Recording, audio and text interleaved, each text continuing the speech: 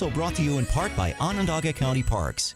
WTLA North Syracuse, WSGO Oswego, W249BC Mattydale, W261AC Oswego, WTKWHD2 Bridgeport, ESPN Radio. This is the Burdick Ford and Burdick Toyota pregame show. That it is. Welcome in on this Saturday morning as we get you set for the start of ACC play today. The Orange on the road in South Bend, Indiana, getting ready for Cuse and Notre Dame coming up at high noon today. Welcome in. Brian Higgins with you here for the next hour. Getting you ready for this ACC opener and this realistically like desperation kind of game for both. Both teams enter without their best player. J.J. Starling down with a hand. Marcus Burton for Notre Dame down with a knee. Don't really know for sure. Maybe we'll hear a more official timetable on J.J. after the game today from Red, but still speculating mid-January, maybe at the earliest. Same is the case for Burton. Go figure, Burton, the reigning ACC Rookie of the Year last year, basically was the J.J. Starling replacement for Notre Dame last year after J.J. left the Irish in the portal and came to the Orange. So there was a lot of intriguing stuff. Collision course, poof, and none of it going to be in play here today, except their absences will be extremely noteworthy for the entire 40 minutes of basketball in this one. The Irish come in riding a 5-game losing streak that is essentially coincided with the Burton injury. The Orange 4-3, but boy howdy, we know what happened the last time out on the road. ACC SEC challenge at Tennessee. The Orange got absolutely smashed 76. That's wishful thinking. 96. That's more than 76. 96-70. The Orange lost by 26, and realistically, it could have been worse than that if Tennessee kept the hammer down to the finish line in that game. It was essentially, the Orange hung in as best they could have in the second half. In the first half, it was never a game in the second half. They came right out the chute in the second half and just got blown off the court and never to recover. The Irish, their most recent loss of their 5-game losing streak after a 4-0 start was getting blasted down at Georgia in their ACC-SEC loss. 69-48 was the score in that one. Obviously, coming by points has been getting trickier and trickier for the Irish in the absence of their leading scorer, assister, everything guy in Burton here. So that's where we're at with these two teams. Desperation seems the order of the day for a high noon tip-off out in South Bend. You can listen, of course, as always, on TK99, ESPN 1200. Watching the game today, the official school of the CW is back, folks. CW is your broadcast location today on television for Syracuse and Notre Dame. All right, here's what we got coming up. We'll look a little bit more at the recent series between the Orange and the Irish as we get deeper in our hour together today. We'll play back some of a visit I had earlier this week with longtime beat writer for the Irish of the South Bend Tribune, Tom Noy. Always great to chat with Tom, so we'll get to that later on in the program as well. If you'd like to mix in a call, phone lines are always open and available to you during our pregame broadcast at 315-437-7644 for ESPN 44. Thoughts, questions, potentially concerns? Concerns are always welcome. We have a lot of concerns going into this game, as does Notre Dame. We'll go through the seemingly lengthier by the minute injury report for these teams from Harding and Mazzotti later on in the show, and we'll give you keys to the game before we get you locked in for tip-off as we close in on noon today. So let's go back to first Tuesday night, Thompson Bowling Arena, Knoxville, Tennessee. The opponent was the number 3 team in the country. The spread pregame was the largest we could find on record in the history of Syracuse basketball. Postgame, Tennessee had won by more than that. Not a lot great. On top of that, earlier in that day on Tuesday, we learned about J.J. Starling's apparent broken left hand, non-shooting hand. That had happened recently prior to that in practice, day before potentially. So obviously the team knew, but we learned 1:30-ish that afternoon. So it was not exactly a day brimming with good news for Syracuse basketball. Then the game happened, and really nobody felt better after than they did before, including the head coach. The second half, it was nothing to be proud of, nothing to be pleased of. It was disappointing. I'm disappointed. Our guys are disappointed. We can't continue to let one end of the floor impact the other end of the floor. We got to continue to work on that and get better at that. But, by all means, this is unacceptable performance. We have to and we will do better. This is not Syracuse basketball, and unfortunately, we have gotten off to a rough start, and we got to right the ship now. We got to put our heads down, roll up our sleeves, and continue to work. Unfortunately, the opening statements in Red's press conferences this year are starting to take on a very similar vibe on a game-to-game basis. And, part of what he said is you can't let one end affect the other. When coaches say that, that never seems to mean, hey, we're struggling on defense, don't let it affect your offense. No. What that means is, hey, just because the ball ain't going in doesn't mean you can slack on the defensive end of the court. We got to defend. Let's start with defending. No matter what defense we try to play, whether it's man or zone, we have to defend. And it's 5 guys. It's not one guy, it's 5 guys. We got to defend as a team. And obviously that was not the case with any level of success on Tuesday night. Gave up 96 points. They were essentially on pace to give up 96 points the whole game. It started out that way and never stopped being that way over the course of the full 40 minutes on Tuesday night. Want a bright spot? I'll give you a bright spot. Elijah Chapa Moore. He, and unfortunately almost only he, has been fantastic the last 2 games. Cornell, Tennessee. Chapa had a career-high 19 against Cornell. He said that's all. Dropped 24 on Tennessee the other night. So he's got 43 points here in the last 2 games. By far the Orange leader in that category. And I'll be intrigued to see if not necessarily that earns him more minutes today. He did play 30 minutes last game. I realize there are 10 more minutes than that available, but 30 is a lot. I just am curious if that's going to earn him minutes at the beginning of the game. But Red was impressed by his freshman on the road Tuesday night. Well, I thought Elijah came in and gave us a lift. He was, like you said, he was the only bright spot. He was aggressive. I thought he made shots, took shots. I thought he got to his spots, and he used our screens and got to his spots. He was, he's getting better each week, but again, all of that doesn't mean anything if we don't compete on the other end of the floor. Chapa, like everybody else, is still not exactly effective. Is that the nice way to put it? On the defensive end of the court. I don't want to say locked in. Chapa's a freshman. He's still learning. Defense is not necessarily always innate at this level to high-level recruits coming in. I will say for Chapa, I do see the effort. It's just got to more match in. That said, at this point, offense, got his points. Chapa, others. I think he's got to be on the court a significant amount. A guy we saw for the first time. He is real. Chance Westry, after many moons, was fully unveiled as an actual Syracuse basketball player on Tuesday night. He played about the final 3 minutes of the game in his return from a litany of knee and then health issues. He's gotten himself in better shape. He probably can't go for long stretches. And obviously once the game was decided already, as a coach, I'm thinking about, this one is done. Let's get ready for the next one. Let's get prepared. Obviously we got some things to do, some decisions to make. And, let's get him in there and see what he looks like. I think I tried to sub him in with like 5 minutes left.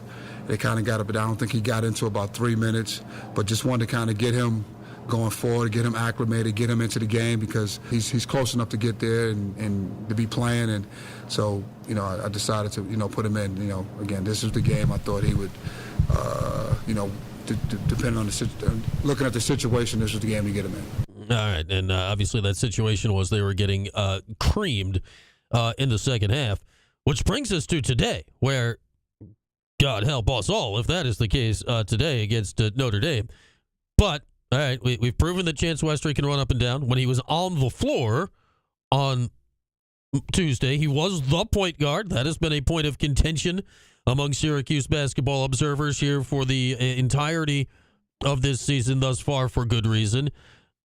how much can we expect of Chance today? How fast is it going to grow in the future? And it all kind of goes together with the idea of right now, starting point guard Jaquan Carlos, Chance Westry and his health aside, seems to be the only guy that Red really trusts to bring the ball up the court. He was our only ball handler. He was the only guy that, that could handle the pressure of Tennessee. And if we took him out, that was what my fear was. I thought he, handled the pressures as well as you can. He got a couple of assists, a couple of guys early. Got a shot here and there, but again, he was important. He's going to be important, just because he's one of our primary ball handlers. We don't have a ton of ball handlers now, and that's why, being able to get Chance going is going to be vital and going to be important for us. Yes, and until, if, when, how, who, what, when J.J. Starling can come back, will come back, depending on how the season's going.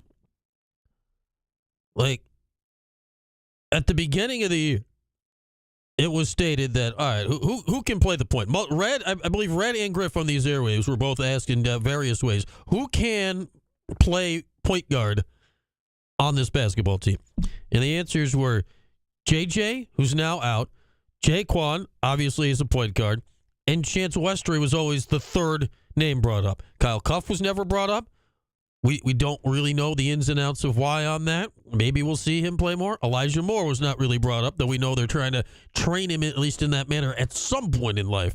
But right now, the team is without J.J. Starling. In my mind, prior to J.J.'s injury, where the team was trending toward needing to go for its backcourt a lot of the time, was J.J. sliding to the point and Chapa Moore playing the off guard. Obviously, that option is no longer available for at least a medium length of time, and Red is looking to try to figure out what their best options are without their best player. We didn't have a lot of combinations without him on the floor. I thought the first half we did a decent job, but we knew at some point, he's so invaluable and so important for us, so tried to manipulate some of the things that we like to do without him being there, because he's just a big part of what we do. He handles the ball for us. He gets into our offense. He scores for us, and he actually obviously he defends for us. So that was, missing JJ was big. That's big, but this is part of the sports, and we got to move forward until we can get him back. Yeah, and obviously, J.J. Starling, on top of it all, being the leading scorer, whatever, he was playing 37 minutes a game. He was playing the whole game. There was a lot of rotations. There was a lot of different things that have been tried early in the season. Not a lot of things that had been locked in as, okay, yes, this is what we need to lean on. But as Red said, in almost every iteration of any combination of Orange 5 players on the floor that made sense, J.J. Starling was one of those 5 players. He's now removed from the equation. Answers? It's a tough question to answer right now. We'll start with, obviously Elijah's been playing well. He's a freshman, but he stepped up. He's given us consistent minutes, some consistent scoring. Obviously, Chris Bell, and try to see who else can step up and give us some valuable minutes. But I think, really trying to get the ball inside a little bit more and play with our other guys is going to be important for us. And yeah, that'll mean Donnie Freeman and the unfortunately also injured Eddie Lampkin, who continues to be clearly limited by back issues at the moment, stemming back all season realistically, but they seemingly obviously have amped up a bit here in the last week or two since that opening game down at the Barclays Center where he did play so very well. All right, a look back at the loss on Tuesday night to Tennessee, 96-70, as the Orange run out of the gym on the road in the ACC-SEC Challenge. Sadly for the ACC, that was a very similar result to what was happening league-wide as the SEC went 14-2 in the ACC-SEC Challenge. I don't usually buy into a whole lot, we won the league challenge. It's kind of like, who cares? It's like, we won 9, you won 8, or whatever. It's like, okay, great. Yeah, there were fun games, but yeah, go league. When it's 14-2, it is very stark that your league, they got a problem right now. That's where the ACC is at. SEC has looked fantastic, both in top end, depth, the whole thing so far in college basketball this year. All right, with that, we'll take a break. We will get into this being the ACC opener. It's a league game, and it's a vital game, even though it is only December 7th here today. We'll check in with Tom Noy, longtime beat writer for the Irish for the South Bend Tribune. We'll do that when we get back here on our Burdick pregame coverage on ESPN Radio and Cuse Sports Talk.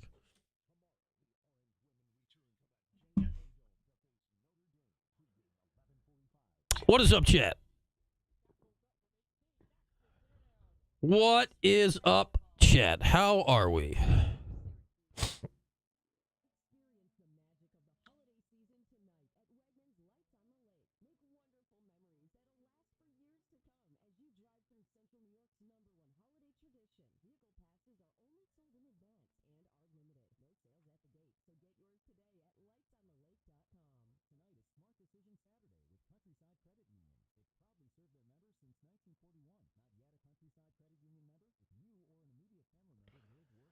You're right, Dan. It should actually be a close game, and a close game that's not close in a way that you're like, oh my God, I can't believe this is close.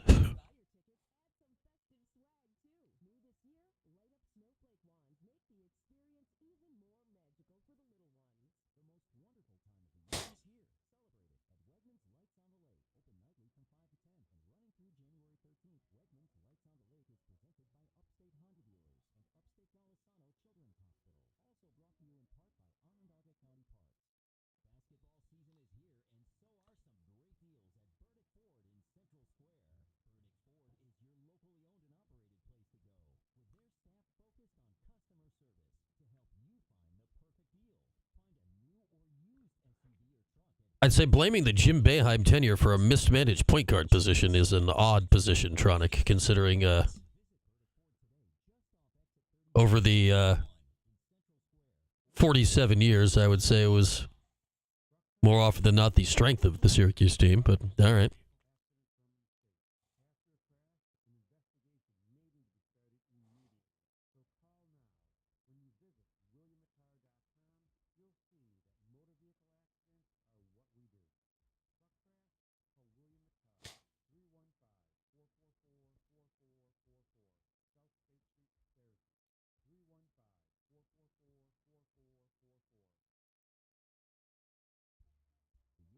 Like the final decade, like I know Judah's whatever. Like Judah's pretty good. Like Judah's not a mismanaged point guard position. That was the last point guard Jim brought in.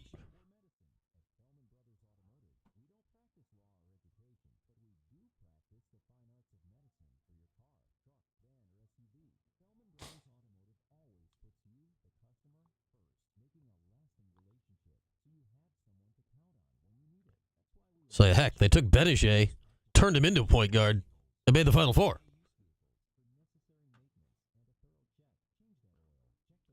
Yeah, besides Gerard besides the Gerard Kaderi thing, I think people are putting way too much stake in that over 47 years. It's literally 1 year.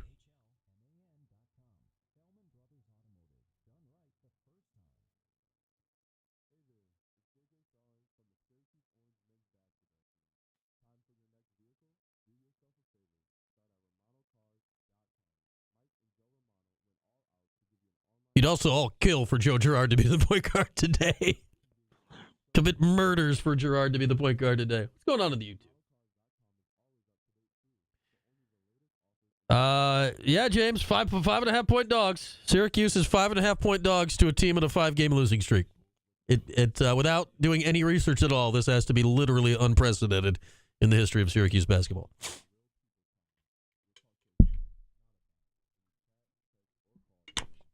We would commit crimes up to small felonies.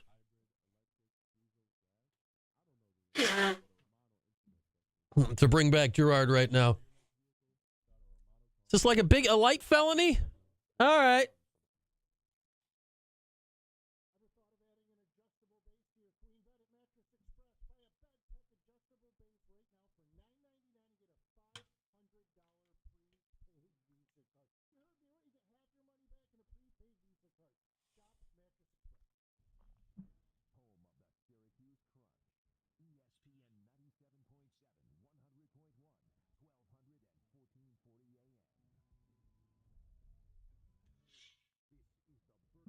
That Burdick Toyota pregame show. All right, back at it. Brian Higgins with you on this Saturday morning. Light snow out there again. Safe on the roads, everybody, wherever you're out and about. Getting you ready for Cuse and the Irish from the Joyce Center, the Purcell Pavilion, whatever the hell they're calling it these days. The Purcell Pavilion, the Joyce Center at the Purcell Pavilion, is their sponsor on it? I don't know. They keep tacking names on there at Notre Dame. They're at the basketball arena where they play the basketball. That's where they are. If you go there, everyone that works there will tell you hello and welcome to Notre Dame until you are filled with murderous rage, as is always the lovely trip to South Bend. Friendly people, but just stop it already. Just it's enough with it. Anyway, speaking of friendly people from South Bend, it's our guy Tom Noy from the South Bend Tribune. We always like catching up with Tom whenever Syracuse plays Notre Dame. And man, if you looked at this game about a month ago, right, there'd be so many storylines. J.J. Starling, the guy who replaced Marcus Burton, going head-to-head. Starling's first game back in South Bend. Then Burton gets hurt. Now Starling's hurt, and it all left our guy Tom just wanting for a little more as we got ready for this game here today.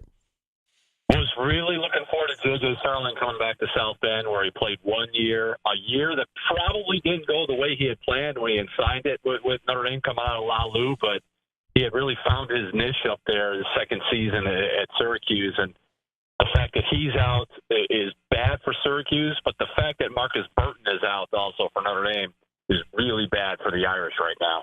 Yeah, we saw both teams play, and, well, nothing went well for the ACC this week in the ACC-SEC, but I'd say Syracuse and Notre Dame were certainly two of the teams that it really didn't go well for. How tough has it been here for the Irish without Burton now going back the last few weeks, who clearly is their leader and their engine and the whole thing?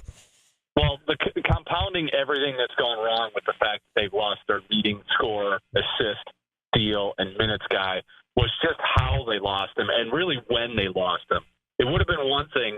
Notre Dame plays Dartmouth in about 6 days. Mm-hmm. And after that Dartmouth game, they get 11 days off for final exams. If he goes down in the Dartmouth game, I think it's a totally different situation. But when he goes down in the opening minutes of the Rutgers game in Vegas, where you're playing 3 games in 5 days, and then you have to turn around, get back on a plane after flying back from Nevada, and go to Georgia, it was the worst possible timing for Notre Dame, because we just got done talking to Micah Shrewsbury, and he has said, we have had 0 practice time since Marcus Burton got hurt. It's been game, shoot around, game, shoot around, game, shoot around, 1 day of practice, another day of flying, travel, and then another game. So it's something where they've just been scrambling just to try to stay afloat and figure this thing out, because they've had 0 time to say, all right, we're missing Marcus Burton.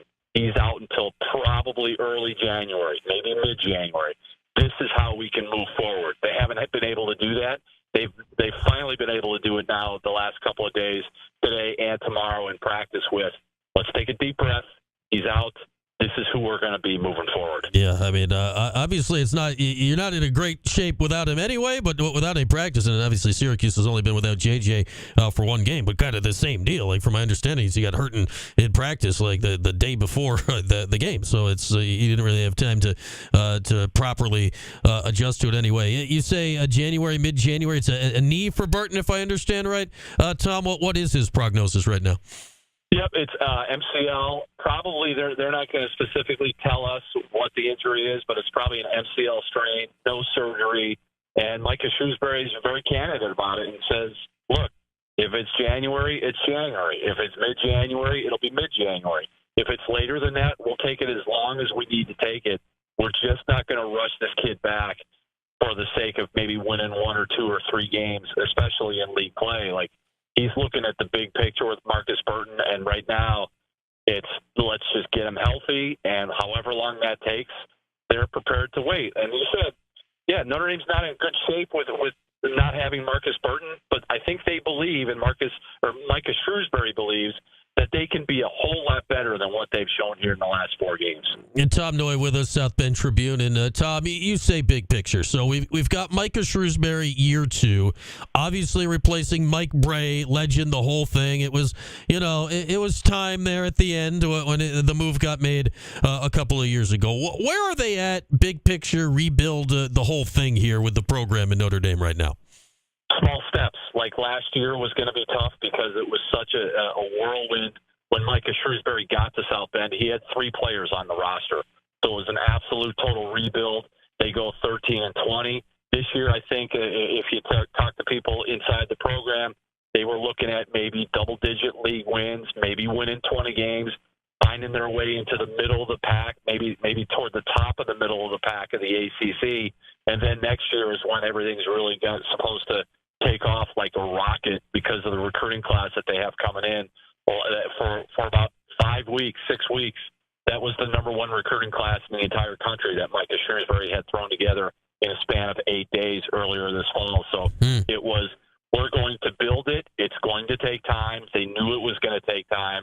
And this is just you want to say it's just a bump in the road for them, but without Marcus Burton, it's going to be really hard for them to kind of show progress. But they were really looking at year 3 as it was before any of this happened, that year 3 was really going to be the year where you're like, all right, I think Notre Dame basketball is on the right track. Now, Hank, we know Mike Bray. I think he was the guy, right, that popularized the "we want to get old and stay old" idea. This feels like this is, it takes multiple years, right, to re-get old. It seems to be what they're trying to do right now.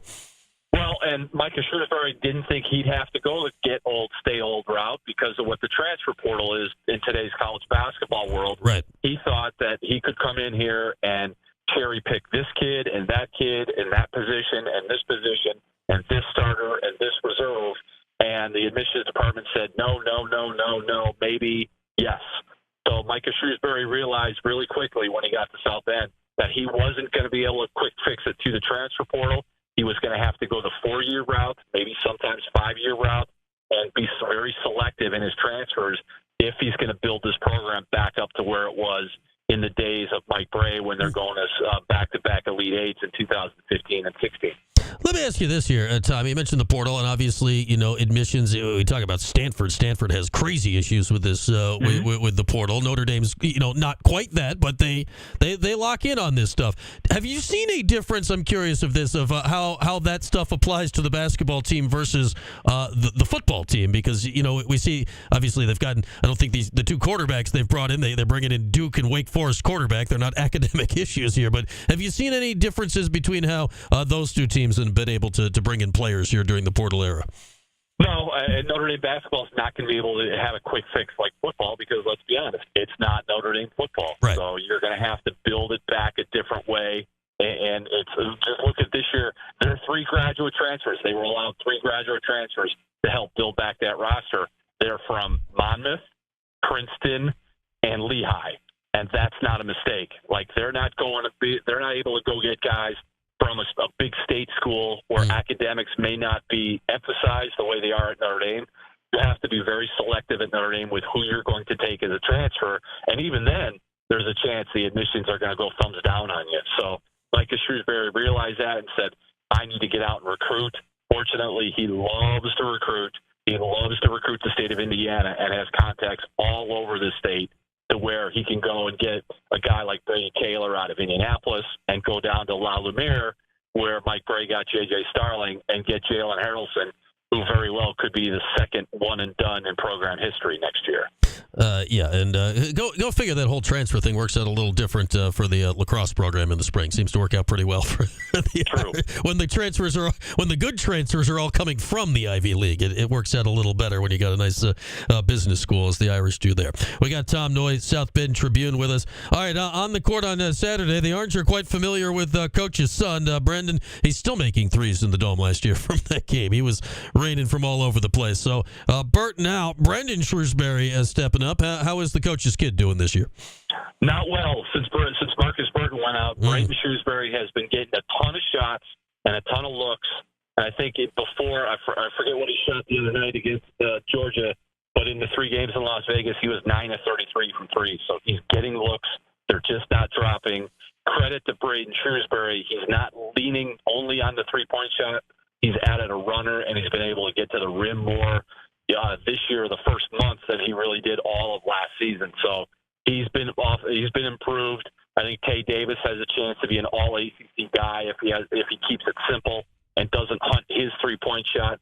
They've got guys. It's just a matter of Micah Shrewsbury putting them in position to score and do other things that they're able to do now that Marcus Burton's not in the lineup. Yeah, and how long, right, can you stem the tide without it falling apart until he gets back here? And, I guess part of what can help, and we've been talking about the same thing in regards to Syracuse, is, man, and it certainly really came forefront this week. The ACC stinks right now, Tom. It's awful. It's an awful league.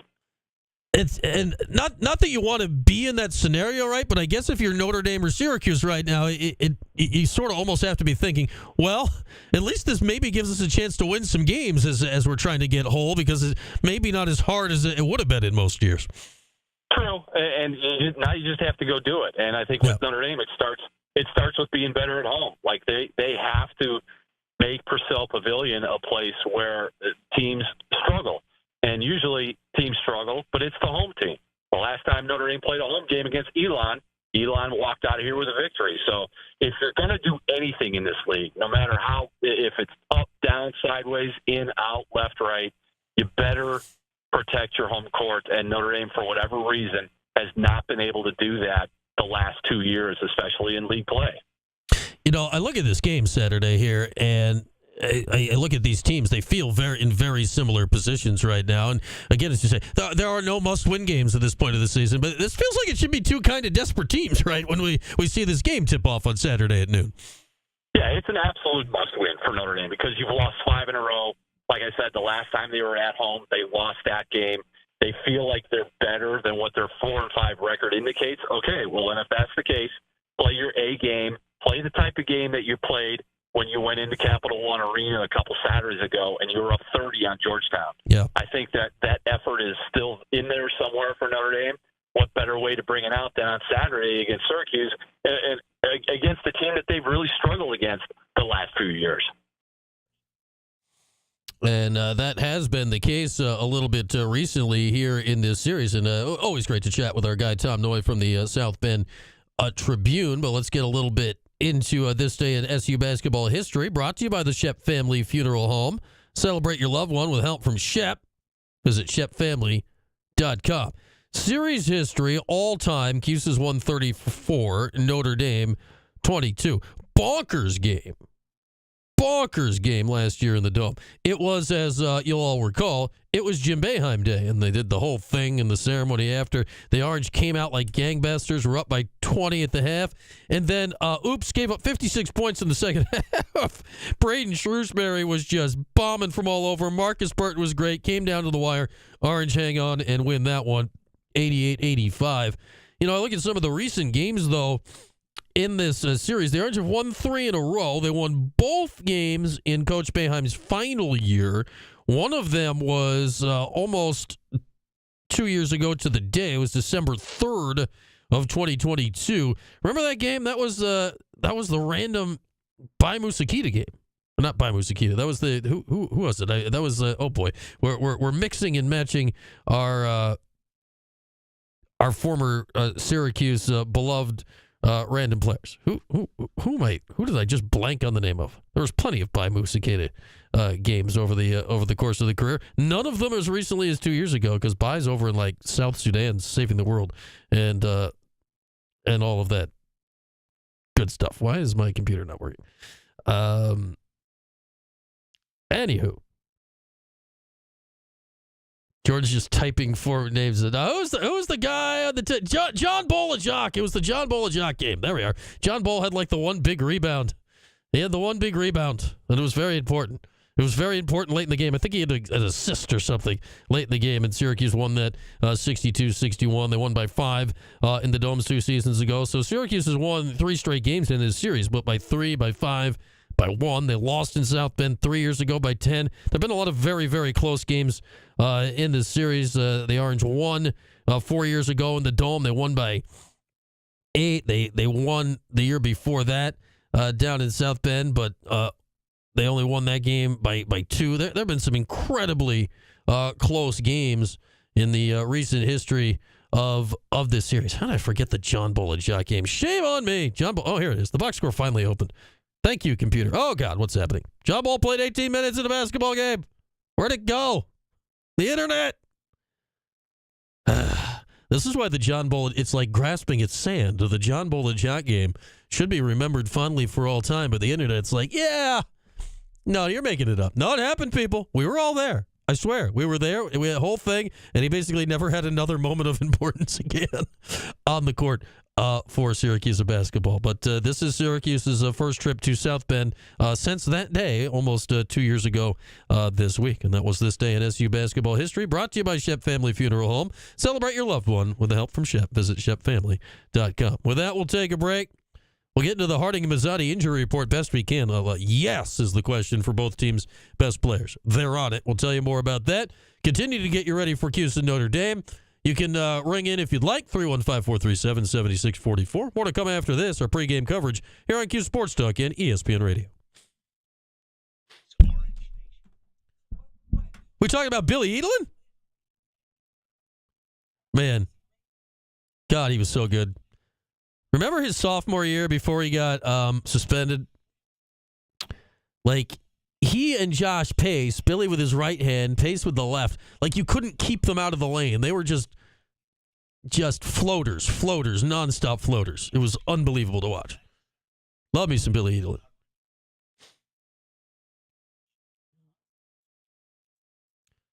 The good news, I'd say the part that removes some of the what if is he did help them win a national championship, so he gets to be remembered fondly. The second, what's your greatest what if? What if am I missing? That's not Billy Edelin. That if they'd gotten Kenny Anderson?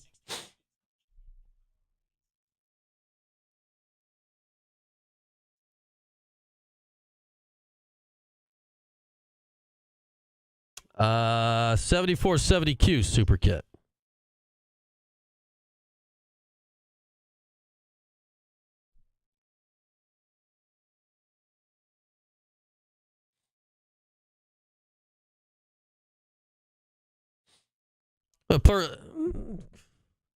Sherman Douglas was unbelievable that year. I don't think point guard is the reason they lost the title that year, Gavendo.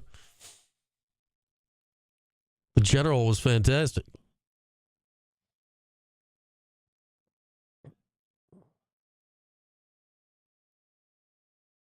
I mean, in many ways, it's like the two best point guards in the history of the program were just back to back.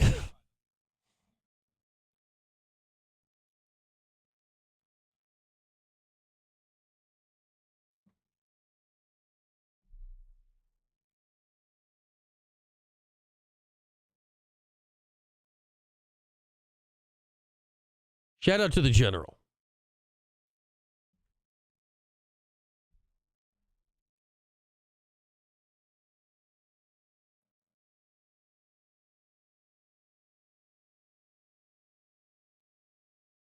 A bigger bag, Minnesota Dan. What are you talking of? That can't be. They would never.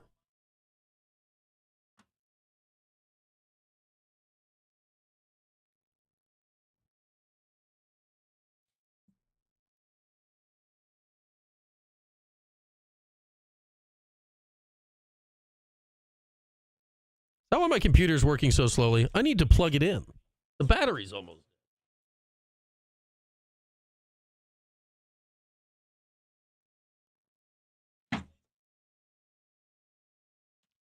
Oh, yeah, that was, McNeil coming in at center. Edelin, you changed the game. Pace off the bench.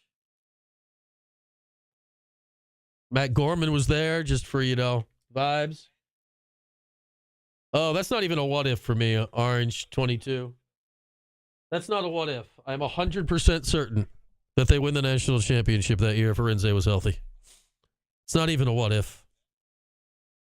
I'm not. That is the thing I am most certain about in the history of Syracuse basketball. Supercat's just going for bare naked lady songs. That's good too.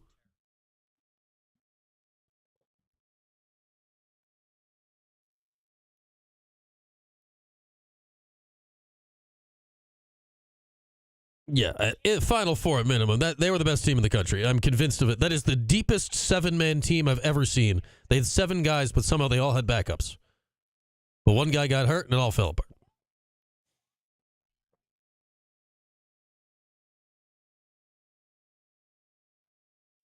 I love that team. That team was fun to watch, fun to cover. Wes was great. I love Wes Johnson. Nice guy. Yeah, the rest of the country was bad that year. Like, that was the year that crap Duke team won the title. The Duke team wasn't any good. That's a huge what if as well. That actually is a what if, Buckets.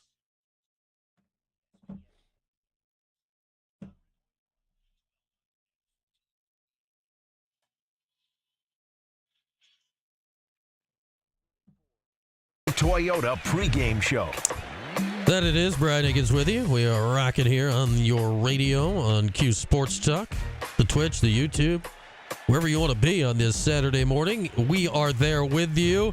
Get you ready for the Cuse and the Irish coming up at high noon here today. Listen, of course, on TK99, ESPN 1200. The CW will be your place to be for the basketball action. They're going to put a camera on a ref's head.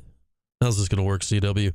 What do you got in store for us today? Remember, what was the game last year on the CW? Like, it was a Syracuse. It was one of their double header days, and like we came back from commercial one time, and they were like somebody hit the wrong button, and they were just showing like the high wide shot of the court from the next game. Like, hey, guys, wrong button. It's on for like 4 minutes.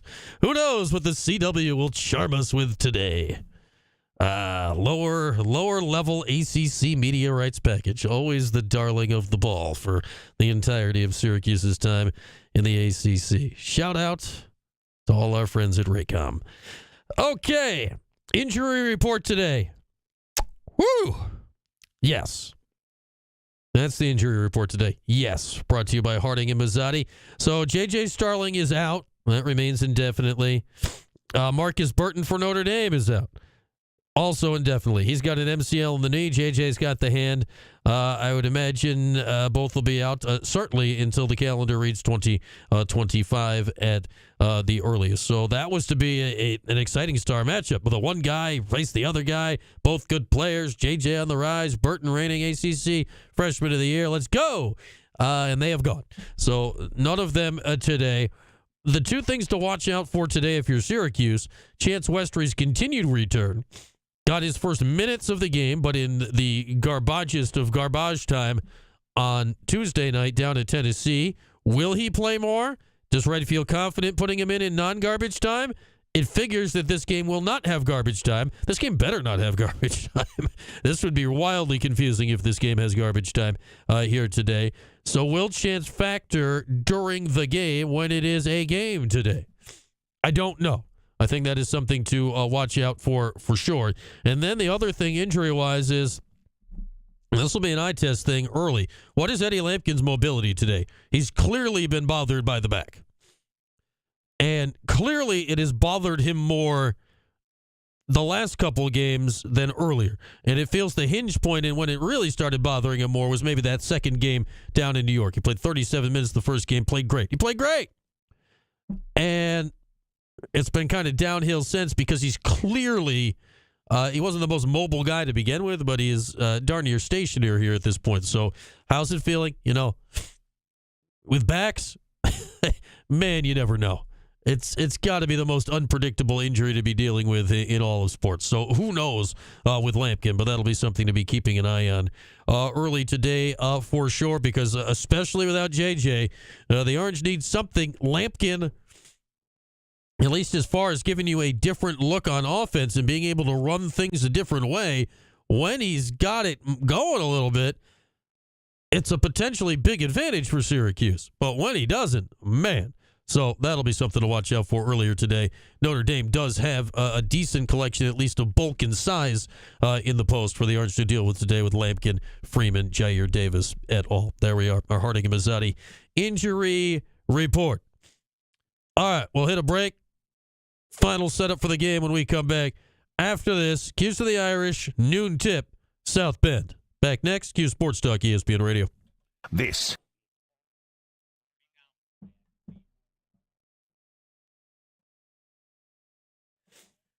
Jordan is typing something. Oop, the starting five is out. Jordan is clicking. It is loading. Loading. Loading. Carlos, Taylor, Bell, Freeman, Lampkin. None of those people are choppable. Lucas Taylor is pointing at me as if to say, you there, I am not Choppamore.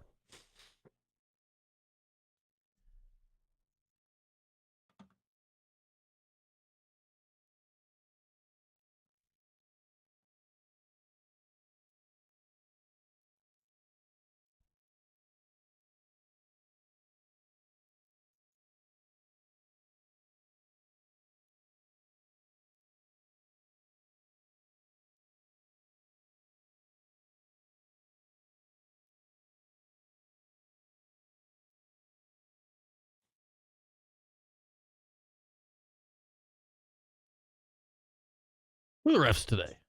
AJ Desai, Eric Lewis, Jeff Pond. What's a Jeff Pond? I had a twitchy feeling I was going to click that and TV Teddy was going to be just smiling back at us. I don't know, bowling ball. Defense. Red clear, he's very focused on defense. Lucas Taylor is a good defender.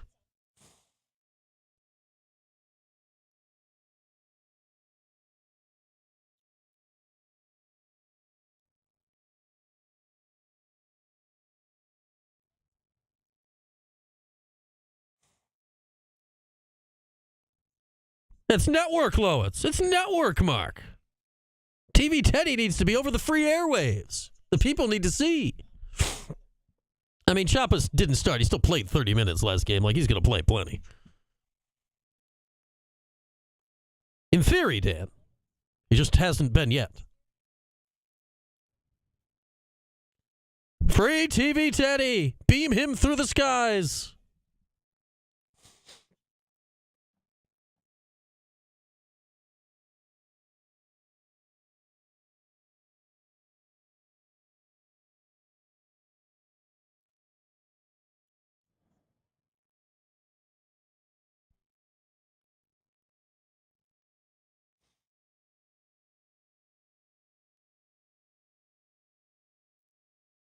Has Taylor made a 3 yet this year?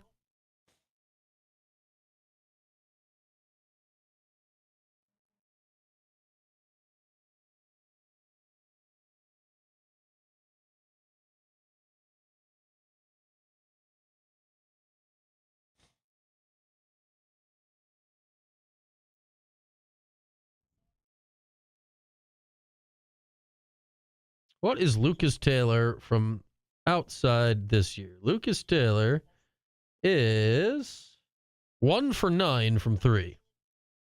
Eef. Taylor's 1 for 9. Jaquan Carlos 2 for 11. Davis 1 for 6. So that's 3 for 20, 4 for 26. Lampkin 1 for 1. The transfer portal for Syracuse is 5 for 27 from 3. Like 18-ish%. Yow.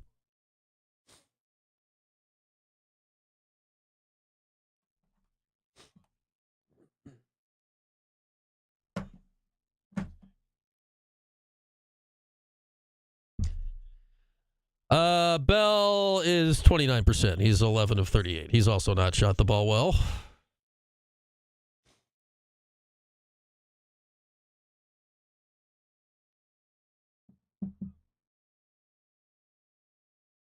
The only person shooting the ball well from 3 on the team is Chapa. He's at 43.5%. Nobody else that legit shoots them is even at 30. Dom, I don't know that.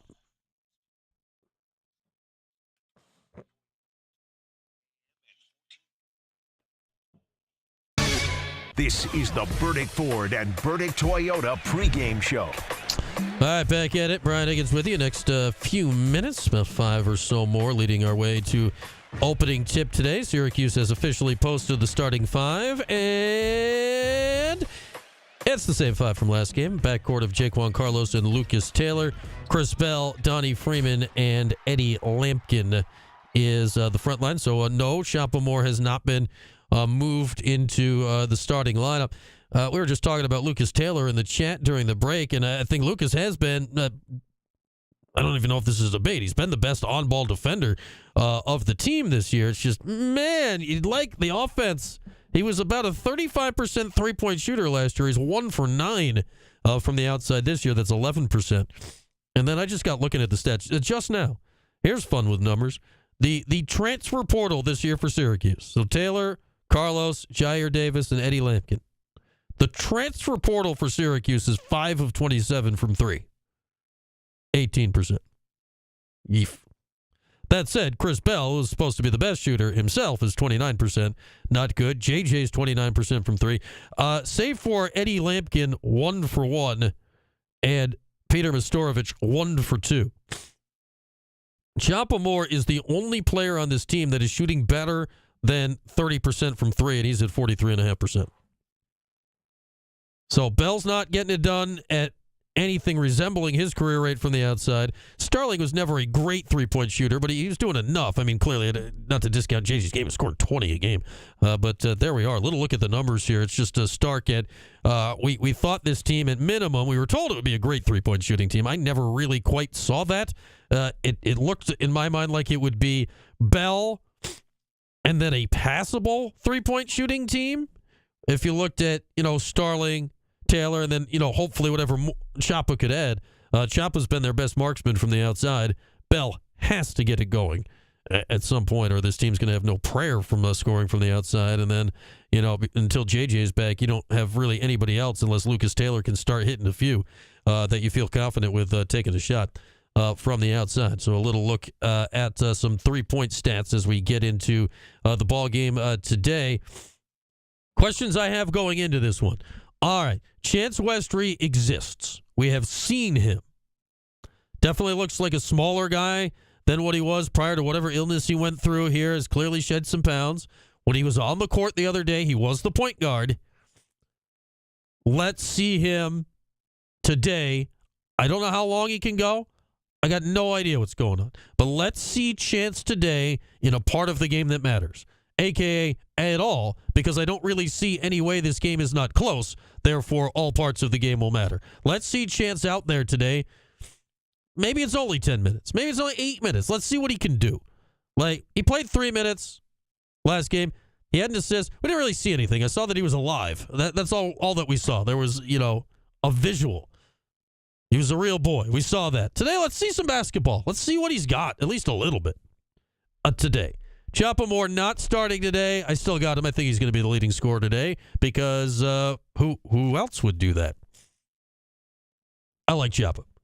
I'm all aboard the Chapa train. I know his defense has a long way to go, but I'm riding with Chapa. I think Donnie Freeman needs to have a big game if the Orange are to win here today. I think he's got a shot. He's big. Notre Dame's front line is big. I think once he realizes he's willing to go pound in there and do some work inside the painted area, even if it is those neat little step backs he's got in the lane, that shows his high skill. Not yet. We don't need to worry about the threes. He shows skill near the basket. Let's see if Donnie can get a double-double in the ballgame today. And as we said last segment, Eddie Lampkin's back. Will it cooperate with him today? Because I think if it does, today's the type of game that Lampkin can thrive in. Big guys on the other team, but he's got a skill advantage if healthy enough. Today's a game he can thrive in if he is at all mobile. So that's something to watch out for early in the game. Syracuse must keep an eye on Braden Shrewsbury. He's struggled, as we heard from Tom Noy, since Burton went out. But he did not struggle in the Dome last year. He made 6 threes. He was 6 for 6 from 3. 18 points. Got to keep eyes on him today if you're Syracuse. Some of the keys for the game I got today. I've got Syracuse winning 74-70. This game, right now the spread is Notre Dame is a 5.5-point favorite. Honestly, this game feels not like a stats game. This feels like a desperation game. Both these teams are in somewhat of the same boat. Notre Dame's in a 5-game losing streak. We all know what Syracuse has been going through at 4-3, but haven't passed the eye test once yet this season. This is a desperation game. Who is going to be the most desperate team? Who's hitting the floor? Who's diving for loose balls? Who's on the glass? Who's getting a second chance? It feels like this game is going to be decided on plays like that because this is not two teams that are as skilled as they like. This is not two teams that neither have their best player. Who's going to go into the bag, who's going to go into the well, and who's going to gut out the win here today, I think decides that more than any other variable we got here this afternoon. All right, listen to the game, of course, as always, on TK99, ESPN 1200. The TV today is the CW. Get right back here after the game. Jordan's got you post-game. We'll hear from Red. Take your calls, all that good stuff after. I'll be back with you Monday at 4. Enjoy the game today, everybody. Jordan will be with you right afterwards here on Cuse Sports Talk and ESPN Radio. The 3-1.